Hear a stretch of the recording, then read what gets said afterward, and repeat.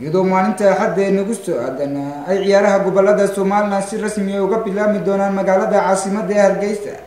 ayaa waxaa muddooyinka ugu dambeeyay goboladu ku hawlanayeen sidii ay u carmin lahaayeen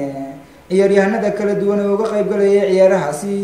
sidoo kale waxayna magaalada Hargeysa ka sii qulqulaya ciyaaryahanadii kala duwan ee gobolada Soomaaliland haddaba waxaa maanta magaalada Bray xarunta gobolka Togdheer si rasmi ah uga ambabaxay ciyaaryahanadii ku ciyaarayay magaca gobolkani oo isugu jiray dhalinta ciyaaraha kubadda cagta kolayga iyo orodada oo dhamaantood u ambabaxay magaalada Hargeysa ee caasimadda Soomaaliland intaan ay ambabixinaya waxaa booqday telefishinka caalamiga ee Somsat waxaanu ku xog wareystay safarkoodani maanta iyo rajada ay ka qabaan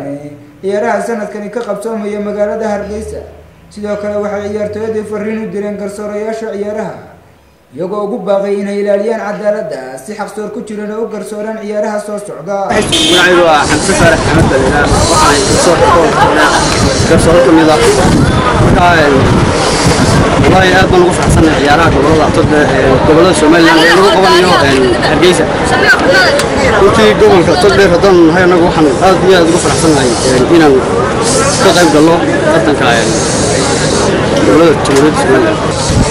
guul ka soo horeeyay wax arbade waxaan ugu tagaynaa waxa weeye inaan guul ka soo horeeyo magacaygu waa Xaashi waxaan ka tirsanahay sida gobolka Togdheer أنا دير قرون هنا المنطقة قام بحنا الكيلو وتلقى الوقت كذا يا رح ترقيس سيف عم بدون الدين هاي وقول مطلوب منه أكيد أنت الدال كي يوم دير قرن الملك في عندي كله والله غيرنا مثلنا أيوة شيله غيرنا ودي شيله تكبر كار ريت يقول يقول تروان وتين يا رجال الله ما يرسل أنت كران كي يأكل ورجال لغتنا هنا تغير كذا أمان كم سوان بحيث أمان خلق كونين يجين بقى أيوة أنا مارجع الحسن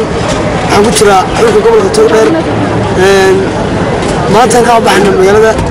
وحن رجعنا يوم كم سوق أنا أقول لك قناة رجيسة سنة كنا رجيسة ما كنا